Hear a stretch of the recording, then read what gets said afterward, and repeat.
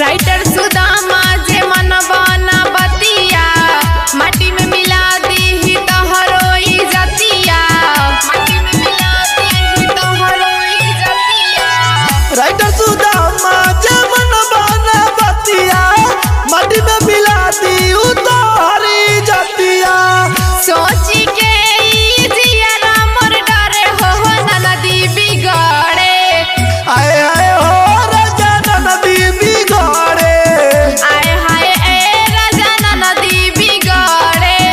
presented by Kranti Recording Studio, Bhela।